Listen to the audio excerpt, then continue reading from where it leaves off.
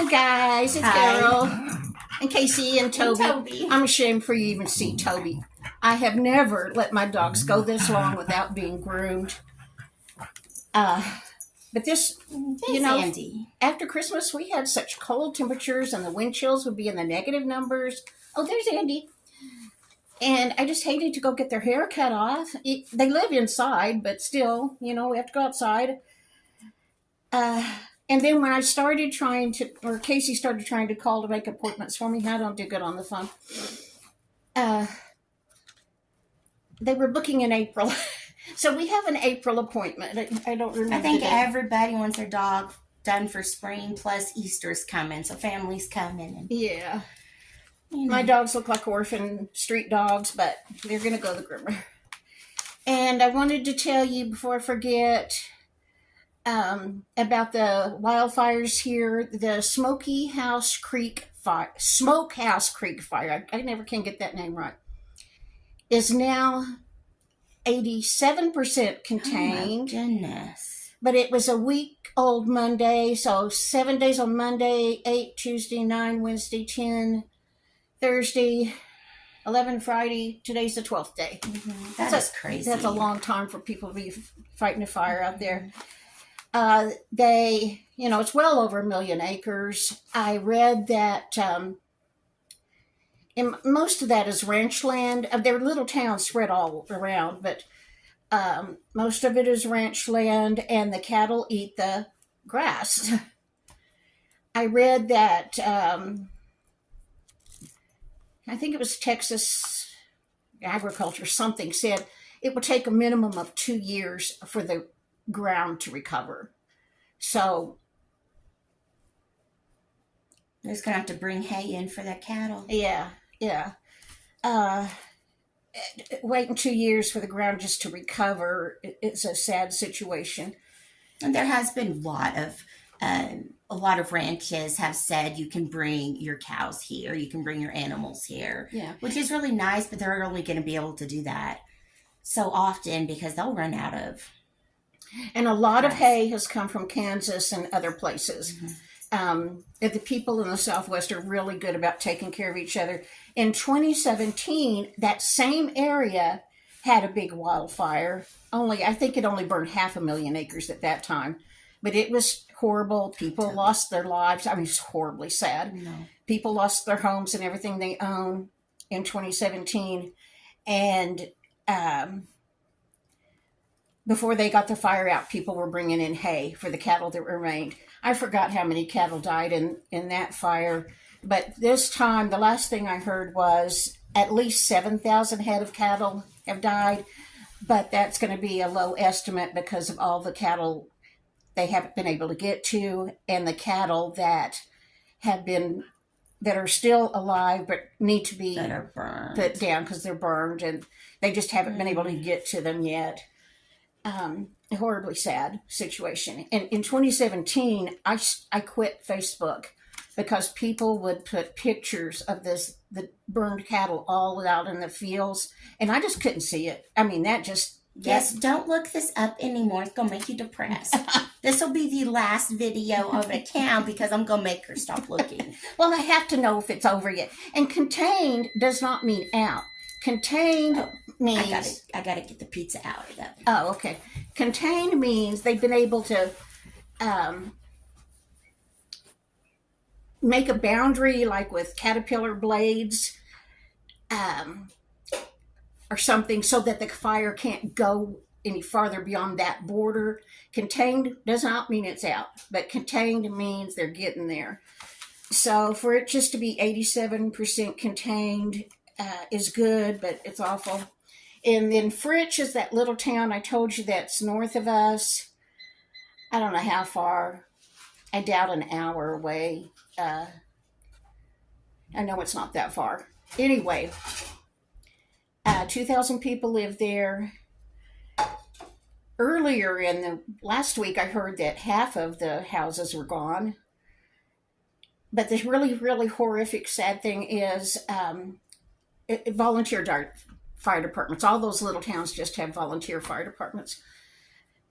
The fire chief had been fighting the wildfire for 7 days. And then the next day, there was a house fire in town that was unrelated to the wildfires. And he was the first one there to the house. And he went inside to make sure nobody was inside, and he never came out. And in a little bitty town like that, where everybody knows everybody, he had grown up there, lived there all his life, that, on top of the wildfires, that was just too much.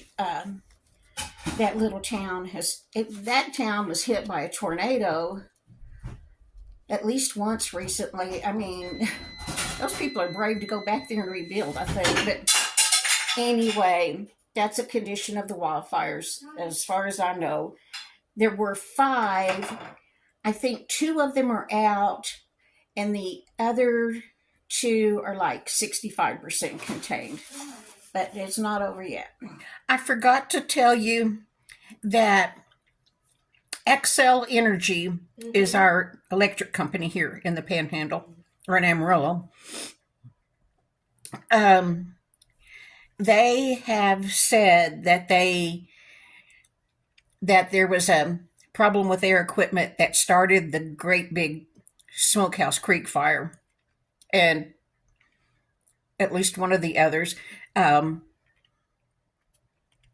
winds were blowing 70 miles an hour, broke lines, a live wire hit the ground and started the fire.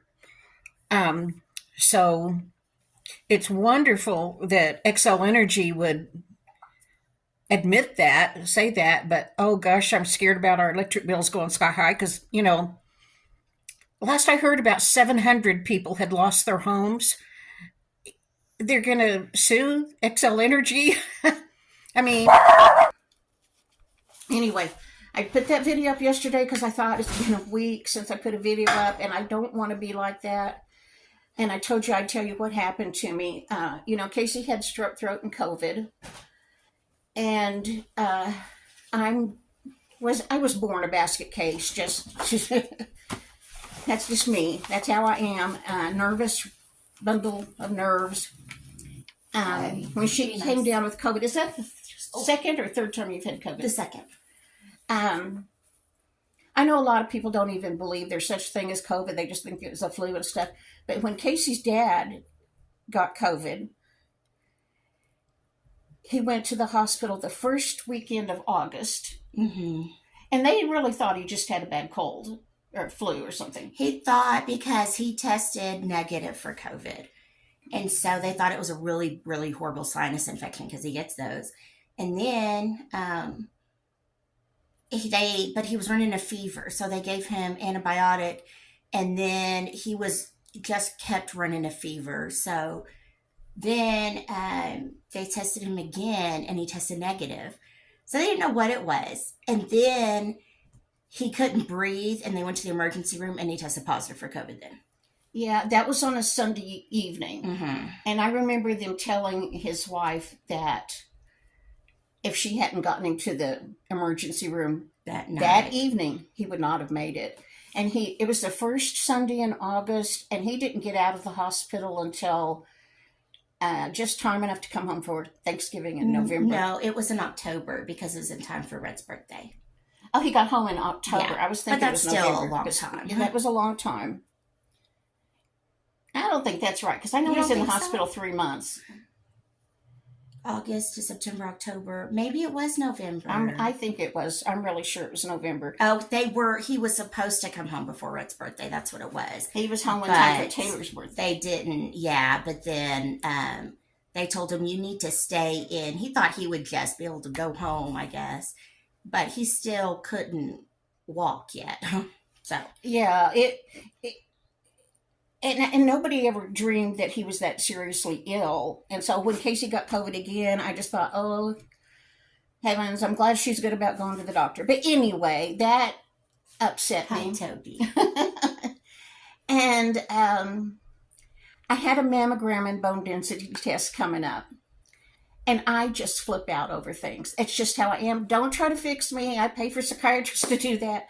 I was thinking, I first started going to a psychiatrist either in my late 30s or early 40s. when you were, Yeah, I have no idea how old you were like 16 or something. Mm-hmm. Anyway, and constantly I've been under a psychiatrist's care since then. I've been in the hospital. I've had therapists. Some people are just treatment resistant, and I know the steps to do for anxiety attacks, and I did that on the way to the mammogram, but I was just freaking out. Poor Casey. But I had to go do it. And then we got there. We have a wonderful medical community. And there is Harrington Breast Cancer Center. That's a big place, beautiful inside. And every single person I've ever met that works there has been kind, compassionate, friendly. I've never met a negative person in there at all. They're just wonderful people. And it's really super, super nice. But we got to the parking lot, and there was there was like 3 parking spots left. Parking lot was full. It was not full. It was too. And then you can just feel the anxiety radiating off of her. Yes. For somebody that's very empathetic, you could just feel your anxiety right now. I know. The dogs feel it. My grandkids feel it. I feel it. But anyway, and I went inside, and it's beautiful, and a big waiting room, and there were like 3 chairs left. Well, I don't like to have to sit close to other people I don't know. But I had to. And then we got there 15 minutes early because I don't like to be late for things. And so I had to wait there a little while. And there was some noise coming from... The doors are in the middle of the waiting room, and I was on this half, and over here, there was some noise going on. Somebody had their phone on or something. She had her hearing aids in. I had my hearing aids in, and it was driving me crazy. And then, even with my hearing aids, I don't hear well, and the wonderful little girl, she wasn't a little girl, she's probably in her mid-20s, that came and got me and took me back to her little office area to get my insurance information and stuff. Was so kind, but very soft-spoken. So I had to constantly tell her, I wear hearing aids, but I still can't hear very well. But she was good about facing me so I could read her lips. But still, that's stressful for me. That adds to my anxiety and my stress when I don't know what they're saying to me. Sometimes I just say yes, and I hope that's the right answer. Anyway, and then... I don't like people in my personal space, especially if I don't know them. I don't like a lot of people in my personal space. And when you're having a mammogram, that's getting pretty close and personal. But that lady was wonderful. She was just sweet as she could be. And then I had to go do the bone density with another lady, and she was nice. But I just got really flipped out over the whole experience. And then I drove twice this week because Casey... I didn't drive because I was having, after the COVID, it left me with really bad dizzy spells. Vertigo. Yeah. She was really sick, and I needed to go get her medicine and some things. And I don't like to drive anymore, which, I'm very nervous about driving. And I was just thinking this week, when you kids were teenagers, the boys weren't even teenagers yet. They were maybe like 11 and 12 or 12 and 13. I wasn't always like I am right now. I was single, had these 4 kids. I had pneumonia that year at Christmas, and I did not think I was going to live through it. And I read a Family Circle magazine that had places families should go on vacation, at least once in their life. And one was Hannibal, Missouri, the home place of Mark Twain. And so I told myself, if I don't die from this pneumonia, I'm going to take the kids. And you have to understand, we were very poor. The old car I had somebody had tried to steal it out of our driveway, but they didn't know you have to start it like 8 times to get it out of the driveway. And so they just left it. But it was at the end of the driveway. They got a little ways, but they didn't quite make it to the street. They didn't know. Keep cranking that thing. So I rented a minivan. This was before anybody had, in our family, had cell phones. Didn't have cell phones. I rented a minivan and drove from the Texas Panhandle to St. Louis and then up to Hannibal, and then we went a little way in Illinois and drove back. And she, like she said, she didn't have crazy anxiety, but she never had a real good sense of direction. We got lost several times, but it sure would have been nice to have a cell phone back then. But we made it, and we had a really good time. We did. We all had real fun. It was a nice vacation. We got lost numerous times. I have a bunch of stories I could tell you about that, and I think I already did a video about that. But anyway, I thought, I left home with 4 teenagers that were not even 2 teenagers and 2 preteens, I guess, in a rented minivan, and drove to St. Louis. And I don't want to drive to our little Walmart neighborhood grocery store. Which, do you think it's a mile? No, it's 2 miles. 2 miles. Well, anyway, that's a big trip for me now. Anyway, we've got to eat. That pizza's going to get cold. So we're going to finish this in a minute, or do you want to finish? You go ahead and cut it, and okay. I had a question for you guys. There is a family. I work at this church and children's ministry, and they used to buy things from Sam's Club, and then we would sell them to the kids to raise money. And they would get these big jars of the fat dill pickles. Big dill pickles. Yeah, really big. And the kids would buy those. They love eating those. I don't like pickles. I don't even like the smell to open it when I open it and get a pickle out. Every convenience store sells a package of one big dill pickle. Yes. It's a very common thing. And there's this family that came from California, and this woman was working with us, and kids were coming up and saying, have they bought any more dill pickles yet? And she said, pickles? And I said, yeah, they buy those real big dill pickles, the sour ones, and the kids love to eat those. And she just had never heard of that. So do people where you live eat dill pickles? I didn't know if it just happened to be this family that did not eat dill pickles. I would never just munch on a pickle, but I know Brett and Taylor do. They love pickles. So I was wondering, is that a Texas or Southern thing, or is it everywhere? And it just happened to be this family that every kid wants to go to the convenience store and get a big pickle, yeah. Or at the movies get a big pickle. And after she told me that, I thought, well, maybe my subs think I'm really weird because I put dill pickles in the kids' Valentine candy box. But they like them. In fact, I ordered from Temu. It hadn't come in yet. It's either knitted or crocheted, I don't know, but it's a dill pickle about normal size for a dill pickle, and it has eyes, and it's a cute little, and it's holding a little sign, and it either says I'm an emotional emotional support pickle, or it says I got this because you're a big dill. They haven't come in yet. I'll show you when they come in. So they're gonna be so cute. I'm excited. Okay, I'm gonna go. Bye, guys. Okay. Well, anyway, I was going to try to explain how I am, besides I'm just crazy. This week, I was honestly fighting to hold on to my sanity. I mean, it was that bad. I was just a basket case. The whole January, February, 2.5 months, we had the painters here redoing the apartment building. That about drove me crazy. I'm not the person I used to be.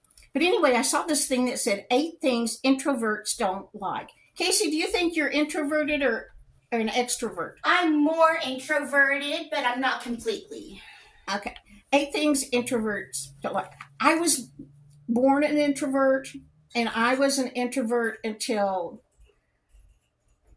I got the job at the library, and then I had to break out of that shell. I mean, I dealt with the public all day long and dealt with the little kids, and I did become really extroverted. I could do programs.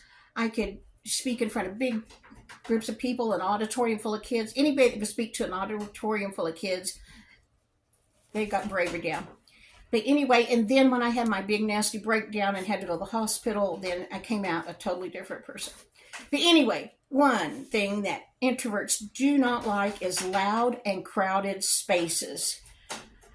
I simply cannot go anymore into a loud place or crowded place. If there's too many people, I just can't do it. In fact, when I was in the hospital, I told the psychiatrist there, I remember this distinctly. He said, "How big is a crowd?" And when I told him I can't not go into a crowd anymore. And I thought, and I said, 2. And he didn't question it. He just wrote it down. Because to me at that time, if I were outnumbered by one person, that was too big of a crowd. Number 2 is unexpected phone calls or visitors. Oh, Lord, I detest unexpected phone calls and visitors. If somebody knocks on my door and I don't expect somebody or I don't know somebody's coming, I just really panic. I don't. My home is my sanctuary, and I let very few people into my sanctuary, and I do not like strangers at my door. I don't like unexpected phone calls and visitors. 3, extroverts don't like someone invading their personal space, like at the mammogram thing. I don't like. When I worked, I was a real huggy person. I just hugged people all the time. But now, if somebody I didn't know came up and wanted to hug me, I don't know. I don't like people getting too close to my body.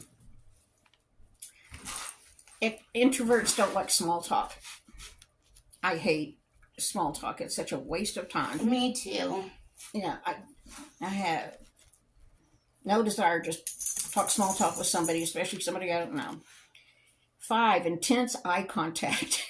Casey's dog, Andy. I know he's trying to do telepath, whatever that's called, trying to tell us something. He will get our eyes, he'll make eye contact with us and freeze and stare at us, trying to send a message to us, and it kind of freaks me out. He does not, he doesn't break away first. But if a human did that to me, I would be very uncomfortable. 6, personal drama, conflict or confrontation.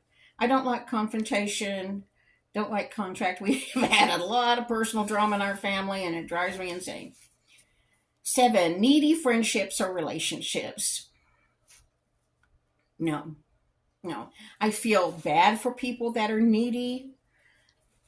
Like, Casey has a friend here that lives at the apartment complex that is super needy, and we both like her and wish we could do a lot more for her, but it's just too much for us to handle. 8, being told what to do by other people. No, I do not like to be told what to do by other people at all. I have been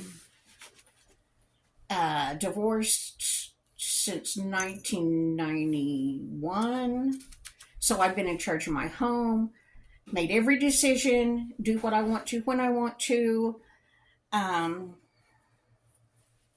don't, even all these years that I have been fighting mental illness and other people try to tell me what to do about it or whatever, I don't mind. Makes her angry. It does. I don't mind the psychiatrist or therapist that I pay. I really don't mind them telling me what to do, but anybody else telling me what to do, I just want to. I get mad. Anyway, so are you an introvert or an extrovert? So anyway, I just wanted to tell you that, not because I thought you needed to know. I freaked out, big ball of anxiety this whole week. I read your comments, but I just couldn't handle answering them. But I'm going to. I love reading your comments, but I just couldn't handle answering them yet. Oh, I'm holding my laptop. One of you asked me how was the laptop I ordered. It came. I think it must. Do you think it came the week I fell on my face? Mm-hmm. Yeah. I think it came that day, in fact. Anyway, I remember I was doing something, cooking lunch or putting ice on my face or something. It came, and my grandson asked me, could he set it up for me? And I said, sure. And so, I mean, they know a lot more about computers than I'll ever know. He set it all up for me. And then I told him, well, let's put it in a safe place right now. We're going to have lunch or whatever. And so he put it where I told him to put it. And that is the last I ever thought about it until one of you said, how's that new computer? I thought, I have a laptop here somewhere. I totally forgot about it. And this week I couldn't handle dealing with it. Well, I opened it up and I started to, but I didn't know the password. Rhett and I figured out a password together, but I couldn't remember what it was. And it was on the weekend, and I try not to call them on the weekend when they're home with mom and dad and, interfere with their weekend. Anyway, I couldn't remember the password, so I couldn't get in. And then he came, was it just yesterday they were here? I don't comprehend time when I'm just a ball of nerves. I said, Red, do you know what the password is? And he said, yeah, and he got it going. But we were doing something then. We were always doing something. And I told him, here, put it in this case and let's put it up for now. And I still haven't gotten on it, which is really crazy because when I'm well, for me to get something like a laptop would be a huge, big deal. And I would want to be playing on it all the time. And this came and it was just like somebody said, oh, a gallon of milk came. I put it in the fridge. And okay. I just haven't given it any more thought. I really haven't felt like up to trying to figure it out. And I've been like this for a long, long, long, long time. It's just, I was born into a crazy family and a bundle of nerves and was better for a while, and then I got worse now. So anyway, if I wanted to tell you this, so you're so kind to leave me comments, and I appreciate them, and I love reading them, and I every day I'm afraid I have hurt your feelings because I haven't responded to them. It's just because I simply can't deal with it, but I'm going to. So I better get off of this right now and go eat my frozen pizza. All right, guys. Thank you for hanging in there with me. I appreciate you guys so very much. I really do. Oh, you can't see it. I've got the air purifier going right over here. I really like that. Thanks a million. And that cake I did in the last video, that frosting tasted nothing like regular canned frosting. Did you think, Casey? I thought it was better than it was really, really good. So if you just are going to buy a cake mix, even if you're not buying the Dolly cake mix and just adding the other stuff I told you to, if you're going to buy a can of frosting, at least get that one because it was wonderful. Okay, guys, I'm going to go eat lunch. Bye.